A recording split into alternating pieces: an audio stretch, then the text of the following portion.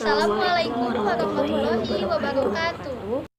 Perkenalkan, nama saya Fazli Fadilah, NPM 3120002.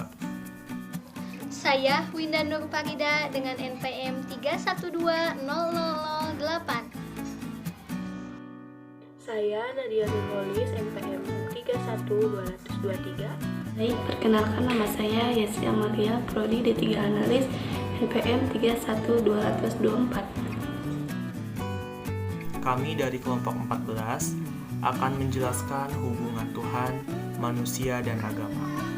Hakikat diciptakannya manusia oleh Allah Subhanahu wa Ta'ala hanyalah untuk tunduk terhadap segala perintahnya. Manusia mempunyai kewajiban untuk menjalankan semua perintah Allah Subhanahu wa Ta'ala. Hal ini menunjukkan posisi manusia adalah sebagai makhluk ciptaannya dan Allah Subhanahu wa Ta'ala sebagai penciptanya. Tujuan diciptakannya manusia untuk menjadi khalifah di bumi. Pada dasarnya, manusia adalah makhluk yang dibekali ruh dan jasmani lengkap dengan akal pikiran untuk mengelola sumber daya alam sebagai kebutuhan manusia untuk hidup. Untuk melihat keterikatan hubungan Tuhan, manusia, dan agama, di antaranya dapat dilihat dengan cara manusia beragama. Yang pertama yaitu beragama secara tradisional. Beragama secara tradisional yaitu cara beragama berdasarkan tradisi. Cara ini mengikuti cara beragamanya nenek moyang, leluhur, atau orang-orang dari angkatan sebelumnya. Orang yang beragama secara tradisional ini memiliki kelebihan dan kelemahan. Apa kelebihannya dan apa kelemahannya? Baik, saya akan jelaskan. Orang yang beragama secara tradisional memiliki kelebihan yang luar biasa. Dia kuat dalam beragama, kokoh dalam mempertahankan agamanya. Tetapi, dia juga memiliki kelemahan, yaitu sulit menerima hal-hal baru, sehingga kurang dalam meningkatkan ilmu keagamaannya karena sudah menjadi keyakinan tersendiri. Contohnya, ketika ada orang yang meninggal dunia, maka keluarganya akan mengadakan hari ke-1 sampai hari ke-7-nya.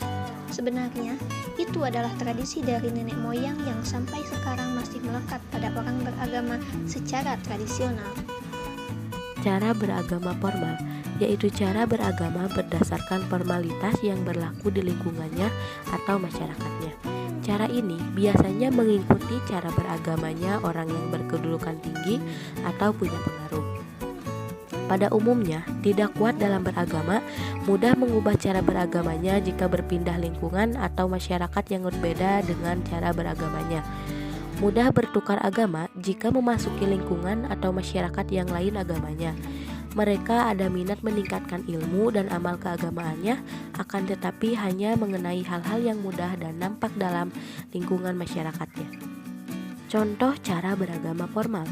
Seseorang berpindah agama dari Nasrani ke Islam. Cara semacam ini, ia beragama labil, goyah, keyakinan dan pemahaman agamanya kurang kuat. Ia akan taat beragama hanya jika ada sesuatu saja. Misalnya, seorang gadis akan menikah dengan seorang laki-laki yang dia cintai namun berbeda agama. Seorang gadis tersebut beragama Nasrani sedangkan laki-lakinya beragama Islam. Maka, salah satu di antara mana yang lebih kuat akan terjadi konversi agama. Gadis tersebut masuk Islam, misalnya secara formal ia lakukan syahadat, ia lakukan ritual bagaimana masuk Islam, dan dia baru menikah dengan laki-laki yang ia cintainya. Namun 1 bulan, 2 bulan, 3 bulan, atau paling bertahan 1 tahun terjadi goyah dalam keluarganya, terjadi hal-hal yang lain, maka yang satu terjadi konversi lagi. Gadis tersebut kembali ke agama asalnya, yaitu Nasrani. Nah, inilah contoh cara beragama formal.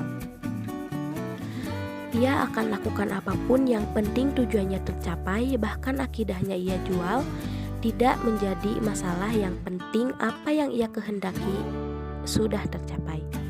Dan ini menjamur dalam masyarakat, khususnya di Indonesia, dan tidak menutup kemungkinan di berbagai belahan dunia.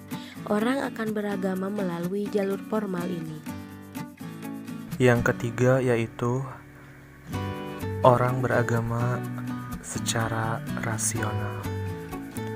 Orang beragama secara rasio merupakan mereka yang ingin memahami Islam dengan pengetahuan, yaitu dengan ilmu dan pengamalannya. Contohnya, yaitu seperti ada seorang ilmuwan yang membaca sebuah jurnal di mana terdapat hadis yang menyatakan bahwa untuk membersihkan najis jilatan anjing, yaitu dengan 7 kali basuh dengan tanah dan air. Lalu seorang ilmuwan itu akhirnya membuktikan kebenarannya, hingga akhirnya dia percaya bahwa apapun yang ada dalam hadis Nabi itu benar. Dan akhirnya seorang ilmuwan itu masuk Islam dengan keluarganya. Yang keempat adalah pendahuluan proses penyebarannya agama Islam. Pengertiannya adalah penyebarannya agama Islam disebarkan oleh para wali dan ulama dengan berbagai cara. Salah satunya yang terkenal adalah dengan menggunakan media budaya setempat yang digabung dengan ajaran-ajaran Islam seperti yang dilakukan oleh Sunan Kalijaga ataupun sunan yang lainnya. Contoh penyebaran agama Islam di zamannya dahulu, di zamannya Rasulullah, melalui penyebarannya dakwah, penyebarannya melalui dakwah dan penyebaran melalui pemasaran atau penjualan, dan menyebari melalui kesenian.